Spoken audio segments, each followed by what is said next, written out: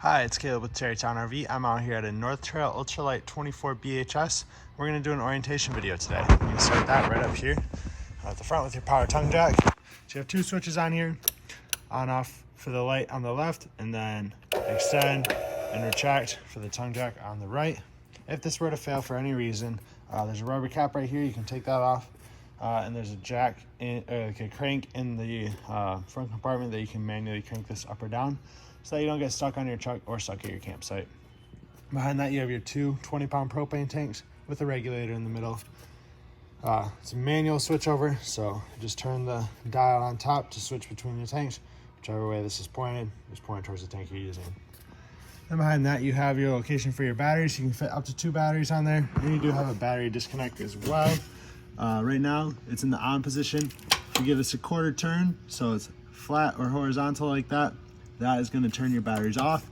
If you want your batteries to charge though when you're hooked up to shore power or to your vehicle, make sure that is in the on position. You do also have a spot for a Furrion portable solar panel. So if you plug that in here, that'll trickle charge your batteries and help keep them from draining out. But it does have to be Furrion to match up to the plug. We'll work our way around to the side here. You have some stickers with some vehicle information. There's VIN numbers, tire pressures, carrying capacities for cargo, stuff like that, so you can reference that. And we have a good look at your pass-through storage here. This side door is going to be a little bit smaller than the other one, but good storage space in there nonetheless. And then we have your water heater. This is a gas and electric water heater. Down at the bottom is your drain. This plastic cap is going to go over top of that drain, tighten it down with a 1 1/16 inch socket. And then you can turn your water on. Before you turn this on, gas or electric, you do want to be sure your tank is filled on it. To do that, you can simply pull on your pressure relief valve here, and if water comes out, that'll tell you that there's water in the tank. And then you're good to turn it on. Both the switches for that are inside on your control panel. And when you're all done with it, simply remove your drain cap here, let the water drain out. That way you don't have water just sitting in there. Right down here is the switch for your front stabilizers. There's also a jack crank for these if they were to fail. You'll use that on the other side. You can crank those up or down manually. But to extend and retract them, pretty simple. Hold down retract to retract them, extend to extend them. When you do extend them, when you run them down, you want to run them down until they hit the ground, so like that, and then give just a little bit more to put some pressure on them to keep the trailer stable. They are for stabilization only, not for leveling. So you're going to level the trailer out front to back using the tongue jack, so raising or lowering it as needed. And then to level it out side to side, you'll put boards or blocks underneath your tires. Whichever side is lower, you just park it on blocks. And then you can run your stabilizers down. Like I said, put a little bit of pressure on them, and that's going to stabilize the trailer and keep it from rocking while you're using it. As we work our way back here, we have an input for cable and satellite. So if you're staying at a campground that has cable hookup, or if you have a portable satellite dish, that's where you hook that up into. Then below that, you have your twist lock 30 amp power cord hookup. I do recommend that you use a 30 amp surge guard with that, just to help protect the electronics on your unit.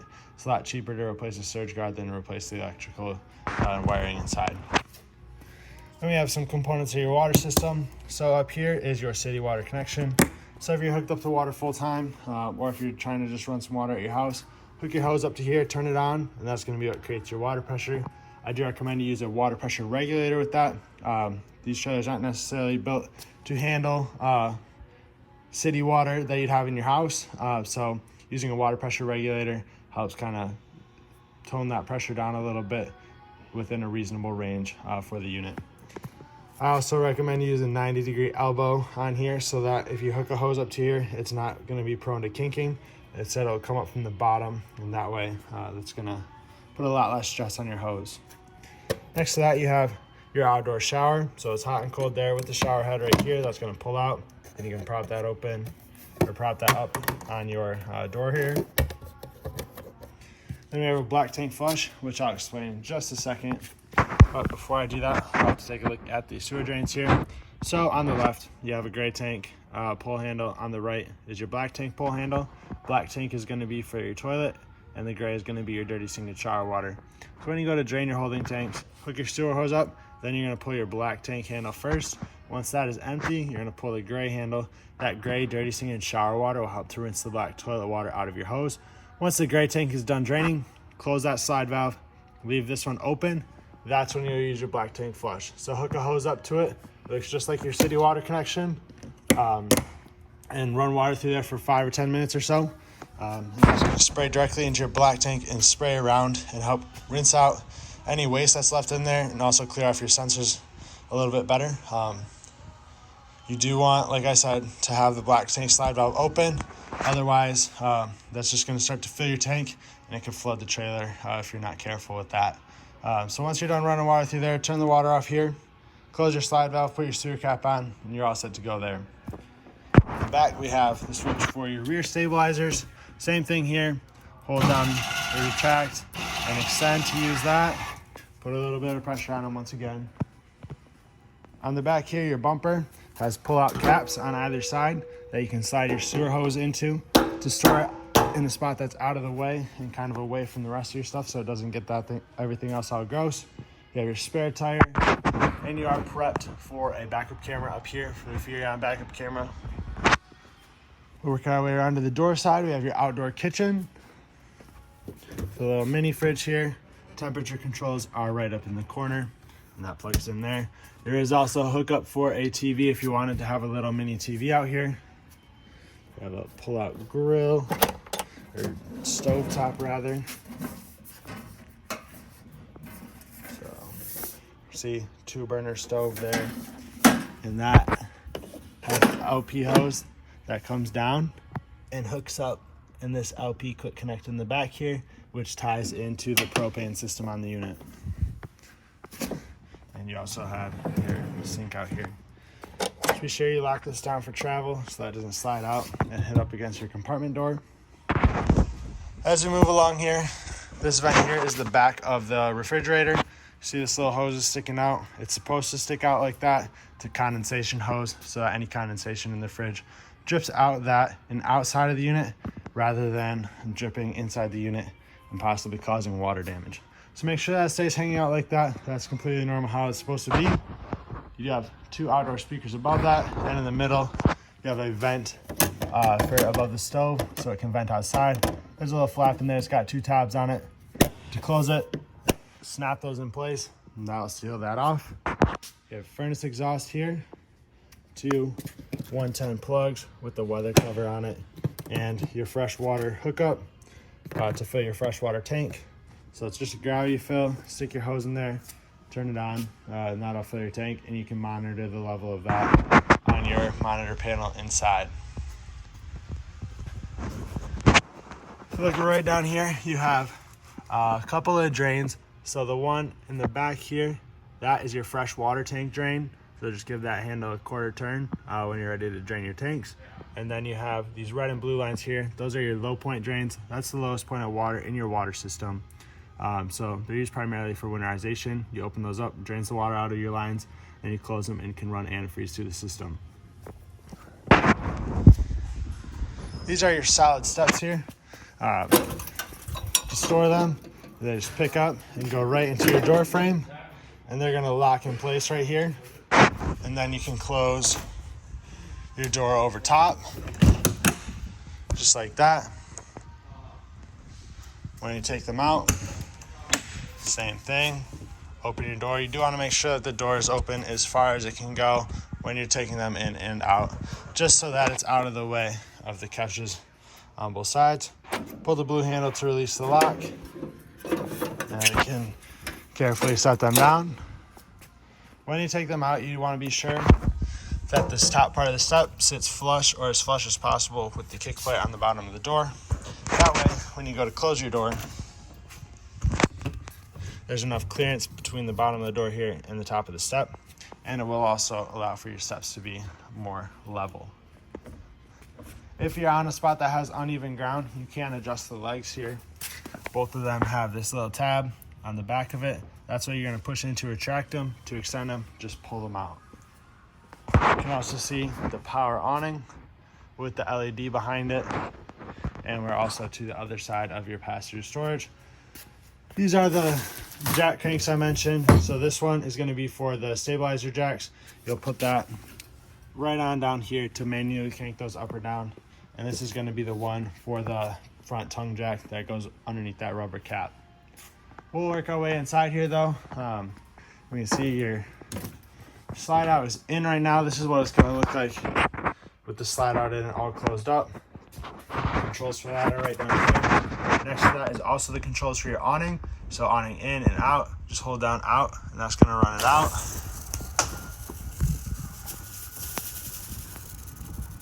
So you can see that go. It's not going to stop automatically as you run it out, so you do want to keep an eye on it. There's going to be a little extra fabric that hangs down, and you'll see the bare awning tube. That's going to be your indicator that it's fully extended. We should have enough room here. It's going to be close right there. Sometimes that extra fabric likes to get stuck up there, but that's what that'll look like. Fully extended. Your arms on both sides are adjustable.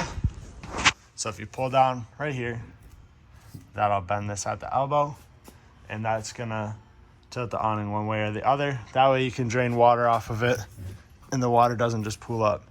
Be sure though that you straighten those back out before you go to close it. And to close it, simply you'll hit awning in, hold that down, and the awning's gonna retract. It'll stop once it gets up against the side of the coach, the side of the unit rather. So that's what that's gonna look like. We can just leave that for now, and we will go through some of the other things in here. So the next thing is gonna be your slide out. Same concept as the awning. Hold down in to run it in, out to run it out. We want to run it out, so we'll hold that down. And we can see that start to move.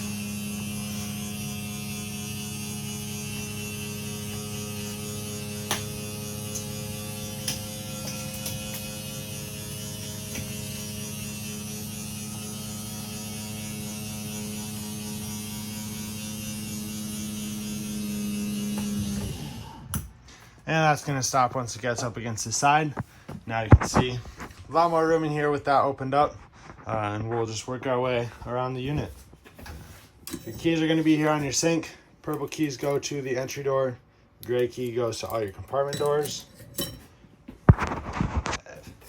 This glass cover for the stove top just folds up and creates a little extra backsplash back there so it doesn't splash onto the wall here. And then you have 3 burners. These middle 3 are going to be for the burners. You turn it to high to light it. And then you have a igniter built into it. So that's going to be all the little posts on each side. This turns to the right only, not to the left. If you turn to the left, it's going to break that knob off.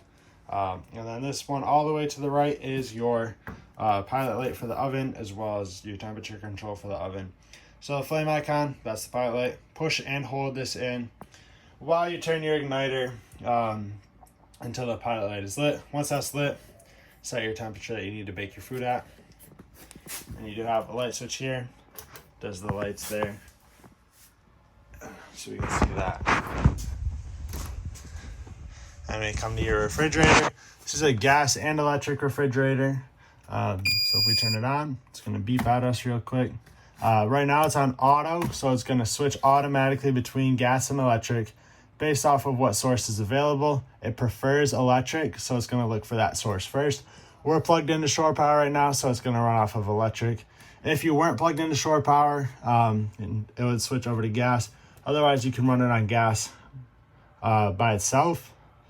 Just push this button in so it sticks out a little ways, and that'll be on gas. If it fails to light on gas, this check light will come on and it's going to turn orange.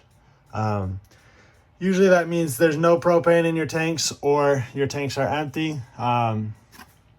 We don't have any propane in the tanks right now, so that check light will come on in a second once it fails to go through the ignition cycle. There are also instructions here for starting up the fridge. Have your microwave and fan and light for above the stovetop there as well. Right here is your thermostat. So if you hit the power button on the left, that's also going to be how you go through your modes. So it's gonna go fan, auto, high, low, back to auto, then AC. Oh, one too many clicks. Then furnace, then off. And you're gonna adjust your temperature there. Furnace is located right underneath the refrigerator. AC located in the middle of the living room here. The AC is ducted through the ceiling. That's what those white vents are, like that. That's the speaker there. Looks kind of similar though. And then you can open and close these vents to have it just dump straight down and cool off the room faster, or close it and it'll go through that ducting. In the back, you have your 2 bunk beds. Nice little space there. Hop in the bathroom here. Shower and tub in the rear. Vent fan up top here. Pull this lever down and push it open to close it, or push it to open it rather. And then your switch for the fan is right there. Pull this down, pull it back towards you. That'll close it. You have a toilet with the foot pedal flush. Halfway down on the foot pedal brings water just into the bowl. All the way down flushes it into the black tank. You have your sink. 110 outlets here. It is resettable GFCI there. And then your monitor panel. So you can check the levels of your battery, fresh, black, and gray tanks. Turn your water heater on gas, turn your water pump on, and turn your water heater on electric. Once again, need propane for the water heater on gas. Need 110 hookup for the water heater on electric. You can run them both at the same time or individually. And then water pump, make sure that your fresh water tank is filled. And this is just your light switch for the bathroom. Right here is your breakers and your fuses. Everything's labeled for you on the side here. And all your fuses are labeled for you right here. If a fuse were to go out, there will be an LED that lights up next to it, and you'll be able to see that LED through the window here. Below that is your carbon monoxide detector. You can see it's got a green light on it. That means it's on. It is wired into your battery, so over time it's going to drain the batteries down, especially in storage. But your batteries will charge when you're hooked up to your vehicle or when you are plugged into shore power. Move on to the U-shaped dinette here. Table is just on the 2 legs there. If you want to turn this into a bed, take the tabletop off the legs, just picks up. You'll pick the legs up out of the holders on the bottom, set them aside. You can store them in the storage underneath. And then you'll take your cushions on the back and you'll fill in the gap in the middle where the table is. That tabletop is just going to set on this ledge that's built around there. That way you can have a spot for more guests or more kids to sleep. Then we have the entertainment area here. So there's a location for a TV there's a TV backer built into the wall. So you can mount the TV up to here. Just use a stud finder to find exactly where that backer is. That way you don't accidentally miss it with some of your screws and have your TV not fully secured in the wall. And your hookups for that are right down here. This one has this is your antenna booster. It's got a green light on it. When that green light is on, your antenna is on. If you're hooked up to cable or satellite, push the button next to it and turn it off, and that's how you get those channels. You have a bunch of light switches here as well. These are going to be some ceiling lights inside. This one on the bottom right is for your awning. You can see that going on and off there. Then you have your radio here. This is also Bluetooth compatible. You can plug USB and HDMI cords into it. See if we can get any channels inside here. $20, $100. There we go. And you have 2 speaker zones in here. Zone 1 and 2. Zone 1 is your outside speakers. Zone 2 here in West Michigan is your speakers in the ceiling. You see they turn red when they're off, blue when they're on. And then your Bluetooth is right up here. If you hit this once, it mutes it. If you hold it down, that turns it off. And you can take a look up in the bedroom here. So you have good storage up and above and around the bed. And a nice big mattress here. 2 sliding doors. Little travel locks on them. You can slide that out of the way.